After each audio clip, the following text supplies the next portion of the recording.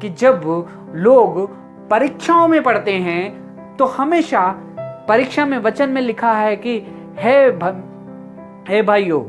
तुम जब नाना प्रकार की परीक्षा में पढ़ो तो इसे पूरी आनंद की बात समझो। ये जानो कि तुम्हारी परखने के लिए ये सब हो रहा है। हे भाइयों और बहनों, जब हमारे सामने परीक्षा आ जाती है तब हमारा स्वभाव किस तरह से बाहर निकलता है, हम इसे किस तरह से कंट्रोल करते हैं। जब परीक्षा में एक विश्वासी जो परमेश्वर के घर से दूर होके जब वो परीक्षा में पढ़ता है तब वो किस तरह से रहता है और असली में उसका स्वभाव किस तरह से निकलता है, ये सब हमें बता रहा है इस पत्रिका के बारे में। हे भाइयों और बहनों, यहाँ पे लिखा है कि परीक्षा के जब नाना प्रकार की परीक्षा में पढ़ो तो इसे पूरी आनंद की बात समझो। हे भाइयों और बहनों, आज कई लोग ऐसे लोग हैं जो कि परमेश्वर के घर से, अपने घर से दूर होके, जो परमेश्वर की संगति से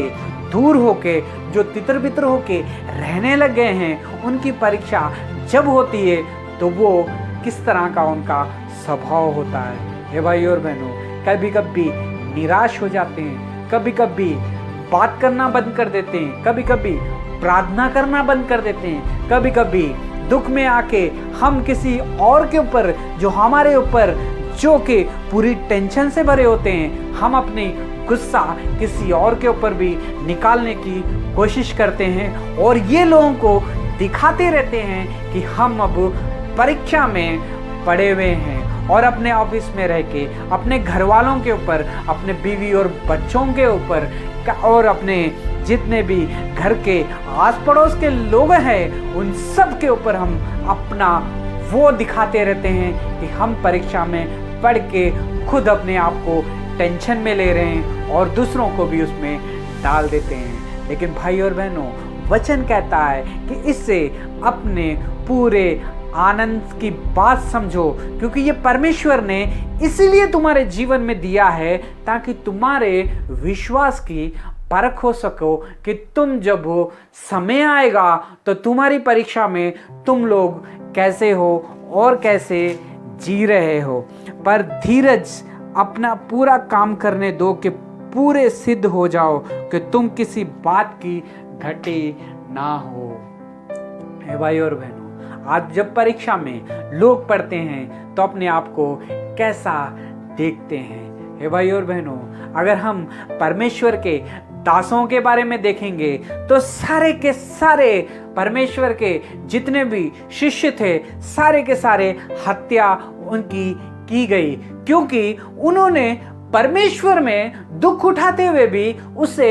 आनंद की बात समझा। जब पौलुस और सिलास को जब जेल में डाल दिया गया तब वो परीक्षा में थे, लेकिन उस टाइम पे वो लोग क्या कर रहे थे? परमेश्वर के सामने भजन स्तुति कर रहे थे। और जब उनकी भजन और स्तुति जब परमेश्वर ने उन्हें सुना तो वहां पे आके उनकी जेल में से उन्हें बाहर निकाला गया। हे भाई और बहनों, आज आप और मैं परमेश्वर के घर से, परमेश्वर के मंदिर के घर से, अपने माता पिता से, अपने बीवी और बच्चों से जब दूर होके परमेश्वर की संगति से जब दूर हो जाते हैं, हे भाई और बहनों, अगर परीक्षा आपके घर में आएगी, आपके सर के ऊपर आएगी तो आपका भेव कैसा होगा? अगर आप परमेश्वर के वचनों को ध्यान में रखते हुए प्रार्थना में समय के अनुसार चलते रहोगे तो भाई और बहनों, ये जो परीक्षा की घड़ी आएगी तो आपको ये आसान सी लगेगी और आपके लिए ये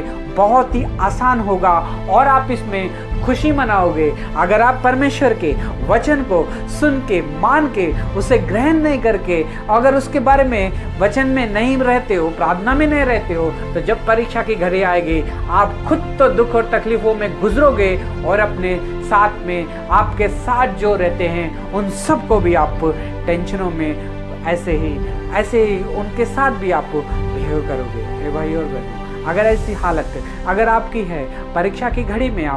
अगर आप मुश्किल में आके रो रहे हो या फिर अपने आप को कोस रहे हो, तो भाई और बहनों, ये समय है, ये परीक्षा जो हो रही है, ये हमें स्थिर करने के लिए है, परमेश्वर के घर के पास लाने के लिए है। ये परीक्षा जो है परमेश्वर के लोगों के साथ संगति रखने के लिए है। ये परीक्षा जो है हमें